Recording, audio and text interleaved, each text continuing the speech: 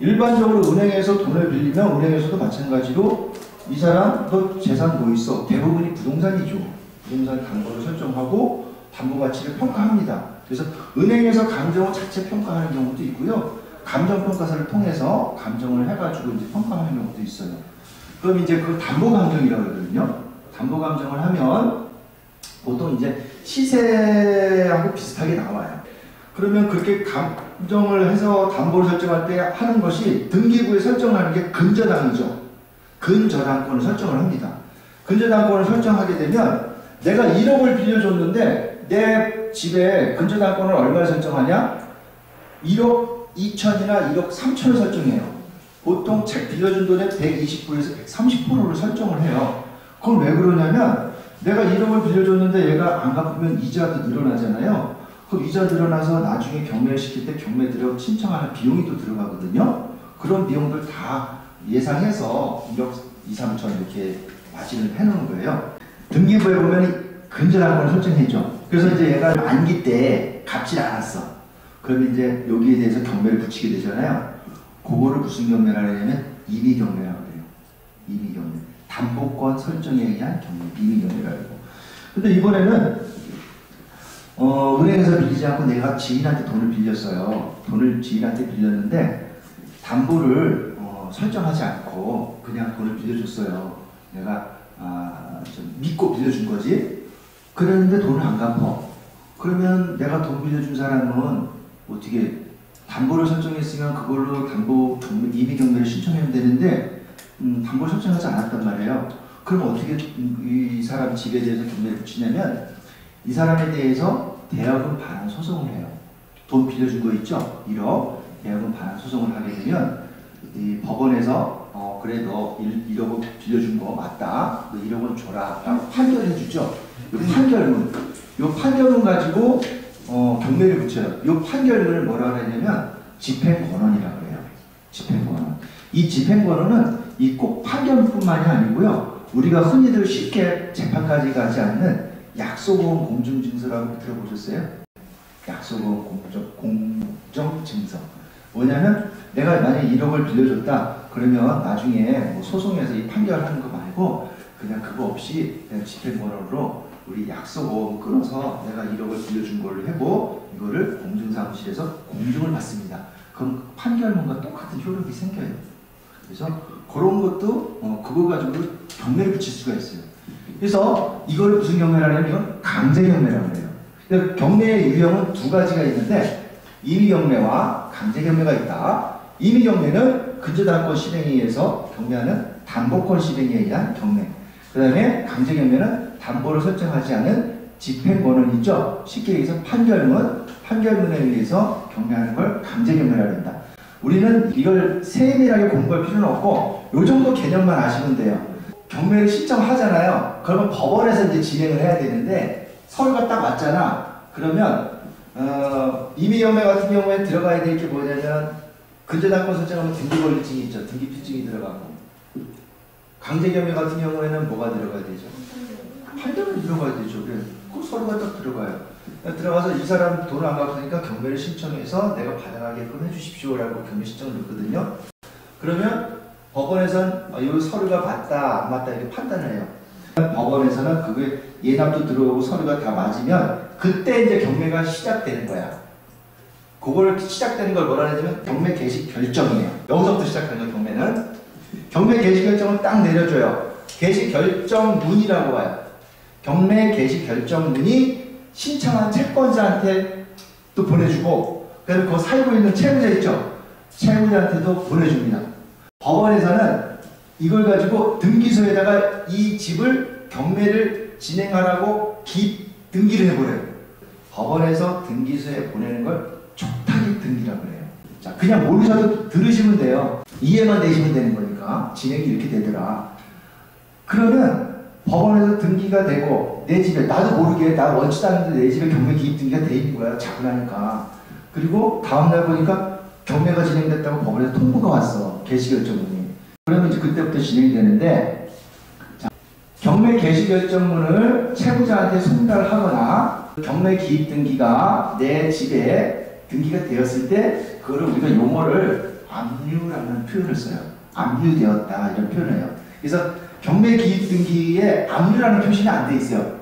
부동산 경매 개시 이렇게 돼 있어요. 경매는 크게 압류 환가 배당 3단계로 돼 있어요. 압류 환가 배당. 경매 개시 결정이 돼서 금기가 됐다, 그걸 압류라고 했고요. 요 부동산을 가지고 이렇게 돈으로 바꾸는 작업, 그거를 환가라고 하고요. 그 다음에 돈으로 바꿔서 매각대금을 들어왔죠. 잔금이. 그 돈이 들어간 걸 가지고 채권자들을 나눠주는 거를 배당이라고 해요. 이제 이거 환가 절차에서는 어떻게 되냐면 등기부등본상에 있는 채권자들이나 그 시청이나 세무서 있죠. 이런 데다가 얘 집에 대해서 경매가 들어갔으니까 돈 받을 거 있으면 신청해라. 법원에 신고해라 그래요. 그거를 배당 요구해라 그래요. 살고 있는 임차인도 마찬가지야. 그 경매당한 집 임차인이 한테도 통보를 가는데 이제 기간을 줘요. 요 기한을 정해서 요 기한까지 배당 요구를 해라 그래요. 그거를 배당 요구 종기라고 해요. 배당 요구 언제까지 배당 요구 해라라고 합니다. 혹시 경매 당하신 분 계셨거나 내가 경매 당한 집에 임차로 계신 분 계셨어요? 없죠? 예. 만약에 그걸 경험하셨으면 이해가 잘 되셨을 거예요.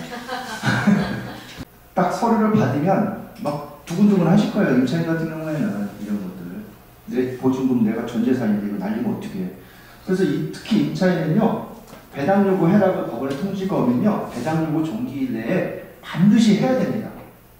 안 하면, 배당 요구를 안 하면요, 일수일하는데 배당을 안 해줘요. 배당 요구를 반드시 하셔야 돼요. 그 다음에 진행하는 게 요거를 매각 준비를 하는데 집행관이 현장을 한번 가요. 그 경매 당한 집의 현장을 가서 여기 살고 있는 사람이 누군지 조사를 해요. 그걸 현황 조사라고 해요. 그리고 나서 또 요걸 감정을 해야 되거든요. 그럼 감정평가서한테 요걸 감정하라고 명령을 내려요. 판사가. 감정평가서를 제출을 합니다. 법원에. 그 다음에 감정 금액이 나왔잖아요. 그거를 최저 매각 가격으로 잡아요. 만약 요 금액이 5억으로 감정을 했다면 처음에 시작하는 금액이 5억부터 시작을 하는 거예요. 5억부터 시작을 하고요. 그걸 이제 최저 매각 가격을 결정한다고 해요. 그리고 매각일을 잡히죠. 요 매각일을 잡히면 공고를 해. 법원에. 우리 대법원 경매 사이트 있죠? 신문에도 공고를 하고, 우리가 신문을 잘 안 보지만 가끔 보시면 있어요. 경매 나온 거. 인터넷에서도 공지도 하고 여기 신문에도 매각기일을 공고를 해요. 그러면 우리는 매수인 입장에서는 요 매각기일, 요 공고 나온 물건을 보고 우리가 입찰 여부를 결정을 했죠. 입찰 기일 날 내가 입찰을 가요. 딱 가서 내가 원하는 금액으로 입찰을 해서 개찰을 해보니까 단독 입찰이야. 낙찰 받았죠? 여기 낙찰 받았어요? 그러면 제일 높이 쓴 사람 최고가 입찰 낙찰이라 그래요. 근데 이날 아무도 입찰을 안 했어. 이걸 유찰이라고 그러죠. 유찰. 그러면 여기 나온 대로 1개월 후에 20에서 30% 저가로 진행한다. 내가 낙찰을 받았어. 최고가로. 그 다음 절차가 어떻게 되냐. 낙찰을 받았을 때 진행 절차가 어떻게 되냐면 일주일 지나면 매각 허가 결정을 해줘요. 매각 허가 결정은 뭐냐면 법으로 이 사람이 받으면 안 되는 사람이 있어요. 대표적인 사람. 채무자. 그죠? 채무자는 왜 안 돼요? 돈 빌린 사람이 이걸 받으면 안 되지. 그 돈이 있으면 돈을 갚아야지. 그죠? 네, 자격이 있어. 그래서 그런 사람들이 되는지 확인을 해서 결정을 해줘요. 법원에서. 그럼 허가 결정이 나고, 그 다음에 또 일주일이 또 지나요. 일주일 지나면 이 매각 허가 결정이 확정이 됩니다. 확정이라는 거는, 그래, 이제 네가 낙찰받은 거에 대해서 다른 제3자들이 이의하는 게 없으니까 내가 최고가 매수인으로 인정해 줄게. 그 다음부터 돈을 내라. 그래요. 그래서 매각 허가 확정이 되고 대금 납부하라고 통보를 보냈는데 잔금 납부하는 기한을 주는데요. 기한은 한 달 정도 줍니다. 한 달 내에 내가 잔금을 납부하면 소유자가 돼요. 등기를 안 했는데도요. 예, 등기 안 했는데도, 실권 등기 안 했는데도 소유자가 돼요. 잔금을 납부하면 법률상 소유자고, 그때부터 소유권의 행사를 할 수 있는데, 지금 말씀대로 인도명령을 할 수가 있어요. 잔금 내기 전에 할 수가 없어요. 그 예로 잔금 내기 전에 이제 살고 있는 사람하고 협상하는 거잖아요. 미리미리 좀 준비해서 나도 좀 들어가야 되니까. 그러면 그래요. 그러면 낙찰받은 사람입니다. 제가 이걸 낙찰받았습니다. 그런데 잔금 내고 와. 그래요. 그런 사람이 있어요. 왜냐면 알고는 법을 아는 사람이 있어요. 이게 뭔데? 그때 나 얘기 안 해. 얘기 안 해도 법을 어떻게 할 수가 없어요. 이 사람들. 권리는 어떻게까지 지금 현재 소유자는 얘거든. 나는 소유자가 아니거든. 다만 계약자일 뿐이야. 이거를. 계약자일. 근데 잔금 내고 와서 이게 이름을 할 말이 없어. 그래서 법적인 절차는 잔금 내고 와야 돼. 그 전에 이제 협의가 잘 돼서 미리 조율을 하는 거고. 만약에 잔금 납부 기한을 정해줬는데 요 날까지 잔금을 납부하라고 그랬어요. 그럼 잔금을 납부하지 못하는 경우도 생기겠죠. 안 내는 경우도 있고. 그러면 다시 경매가 나옵니다. 이걸 재매각이라고 해요. 그럴 경우에는 입찰 보증금을 더블로 냅니다. 보통 10% 내잖아요. 10% 걸잖아요. 근데 재매각 사건은 20% 걸어요. 또 어느 법원에서는 30%를 걸라는 경우가 있어요. 이거를. 왜 그러냐면 법원에서는 재매각 사건인 경우에는 전 매수인이 잔금을 못 낸 물건이니까 좀 더 주의를 기울여서 물건을 보고 입찰해라. 그런 의미예요. 법원에서는 이 다음 절차가 어떻게 되냐면 대금을 납부하고 나서부터요 한 달 후에 배당을 해줍니다. 채권자들한테 경매 신청한 채권자, 그 다음에 등기부에 나와 있는 채권자, 그 다음에 그 기타 등기부에 나타나지 않은 채권자들, 임차인이나 이런 사람들한테 배당을 해주는데 순위에 의해서 1순위, 2순위, 2순위 이런 배당 순위가 있어요. 순위에서 배당을 딱 해줍니다.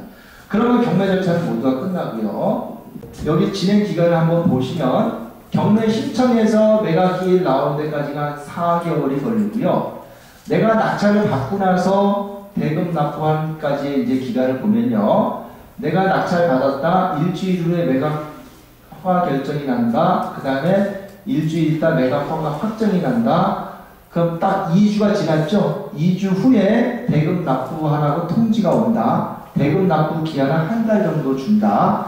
그러면 내가 낙찰 받고 대금 납부할 때까지의 기간이 총 얼마죠? 2주, 30일, 45일. 그러니까 대금 납부할 수 있는 기간은 한 45일 정도 시간을 줘요. 낙찰받고. 그러면은 충분해요. 대출 받는데 한 2주면 되거든요. 대금을 딱 납부했어요. 그럼 45일 지났어요. 그 다음 한 달 후에 배당이 된다. 자, 여기서 경매 진행 기간 통상 여기 경매 신청에서 여기 배당까지 얼마 정도 걸리냐면 한 1년 걸려요. 1년 걸려요. 아무리 빨라도 6개월 이상 걸립니다. 속성으로 진행해도. 제가 보니까. 속성이 어떤 죄냐면 얘가 딱 나왔어. 신권을 그냥 받아버려. 빨리 끝나버려. 그러니까 배당도 받았어. 잔금도 빨리 내. 빨리 내고. 그거 한 6개월이면 끝나. 근데 한 2번 유찰돼. 잔금도 천천히 내. 뭐 어떤 변경을 시켜. 1년 이상 때도 많아요. 또 매수인 입장에서는 요게 중요하죠. 낙찰받고 그러면 이 사람 내보내는 데까지 기간이 얼마 정도 걸리냐. 잔금을 낸 날로부터요 한 1개월에서 3개월 정도 보셔요. 빨리 진행되면 대금 납부하고 한 달 정도면 이제 그 명도가 되고요.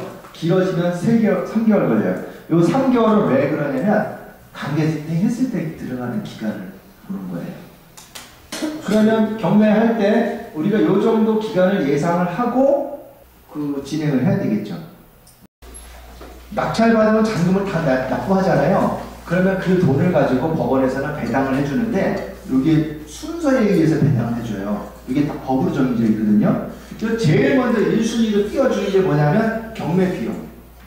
경매 비용은 뭐냐면 우리가 처음에 경매 신청할 때 들어가는 비용 있죠. 뭐 아까 말씀드렸지만 등록세, 교육세 이런 것들 있죠. 영수증 첨부하면 다 먼저 띄워줘요. 그래서 내가 돈 경매 비용 해도 제일 우선으로 받기 때문에 그냥 나가는 돈이 아니야. 그 다음에 이제 필요비 유익비인데 이 필요비 유익비는 뭐냐면요. 예를 들어서 임차하고 살다가 일반적으로 들어가는 그 소모성 부품들 있잖아요. 소모성은 뭐가 있을까?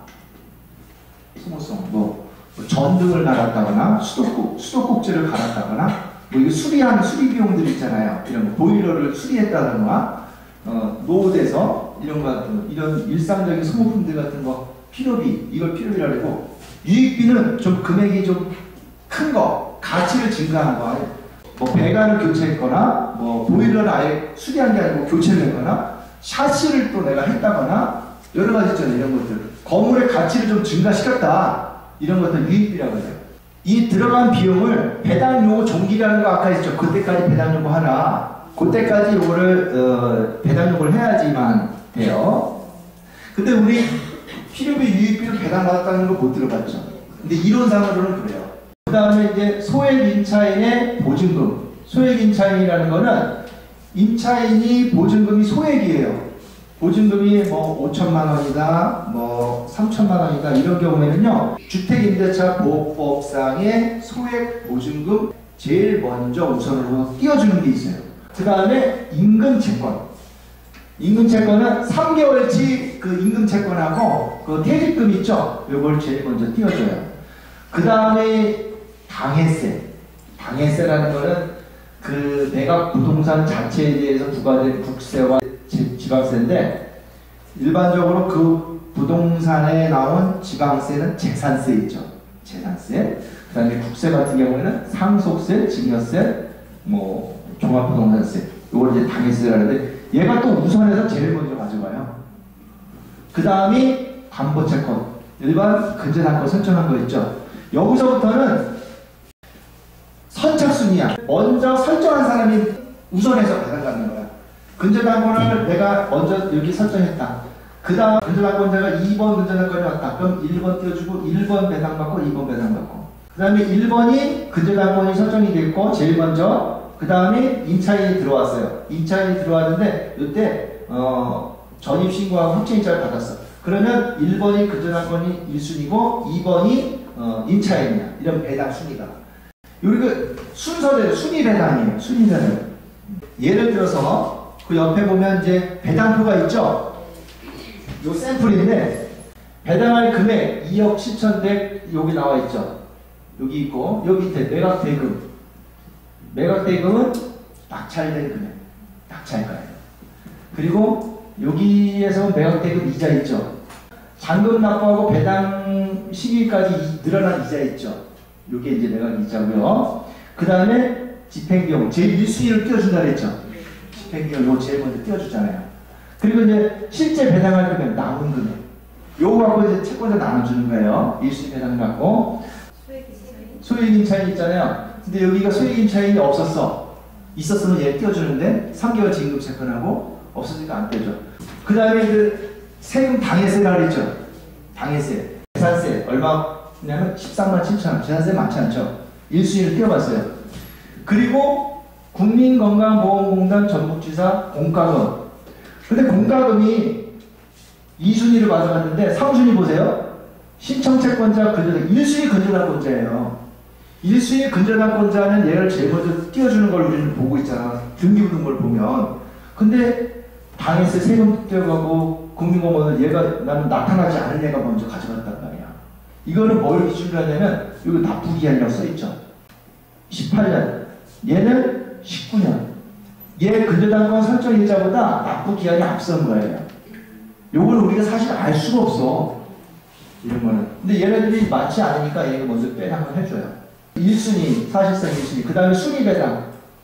얘 다음에 근저당권자, 뭐 그 다음 근저당권자 이런 식으로 가져갑니다. 자녀의 권한은 어떻게 하나요? 예를 들어서 저희가 자녀에게 남으면 남은 거? 나가고 그거 어떻게 돼요? 소유자 줘요. 아, 그냥 소유자한테 나올 거. 네, 소유자 줘요.